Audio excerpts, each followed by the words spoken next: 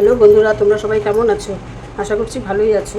আমিও ভালো আছি। এরকম আমি কোয়াশ আর একটা পেঁপে নিয়ে নিয়েছি। এই কোয়াশ আর পেঁপে দিয়ে ঘন্ট করব। অল্প নারকেল দেবো। এই নারকেল নিয়ে নিয়েছি, নারকেলটা ফাটাবো। কোয়াশটা আর পেঁপেটা ভালো করে ছুলে নিই।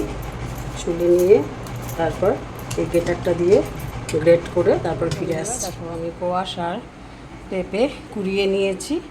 এবার চলো রান্নাটা। কড়াই বসিয়ে দিয়েছি, তেল গরম হয়ে গেছে। শুকনো লঙ্কা আর তেজপাতা দিয়ে দিলাম, আর জিরে, 4টে মতো এলাচ আর দারচিনি সোমবারে দিয়ে দিলাম।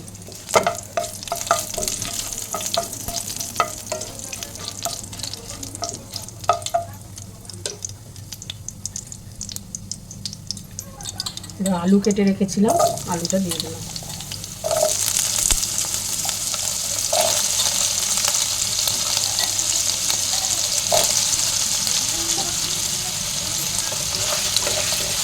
আলুটা এখন লাল লাল করে একটু ভেজে নেব।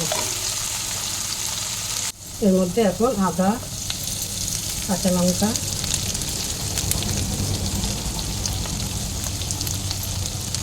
হলুদ,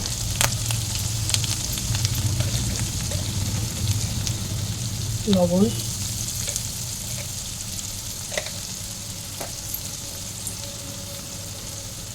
জিরের গুঁড়ো দিয়ে দিলাম। এবার একটু জল দিয়ে মশলাটা ভালো করে কষিয়ে নেব।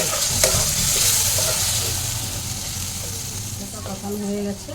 এবার আমি নারকেলের জলের সাথে নারকেল আমি পেস্ট করে নিয়েছিলাম, এটা দিয়ে দেব।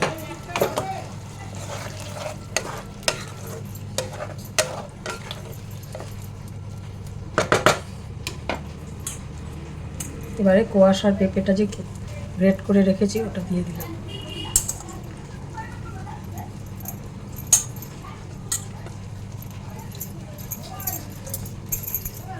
বন্ধুরা, তোমরা একবার হলেও এটা ট্রাই করে দেখো।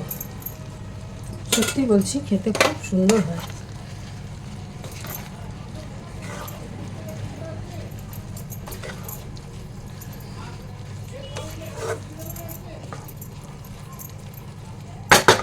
এবার আমি এটা ঢেকে দেব। এবারে সবশেষে একটু চিনি, গোলমরিচ,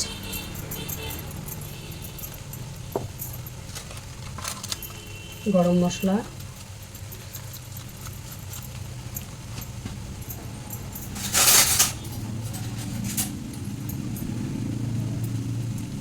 এর 1 চামচের মতো ঘি দিয়ে দিলাম। এবার ভালো করে নাড়িয়ে চাড়িয়ে নামিয়ে নেব। তো কেমন লাগলো আমার রেসিপিটা অবশ্যই জানাবে। ভালো লাগলে পাশে থাকবে। টাটা। আমি নামিয়ে দেখাচ্ছি।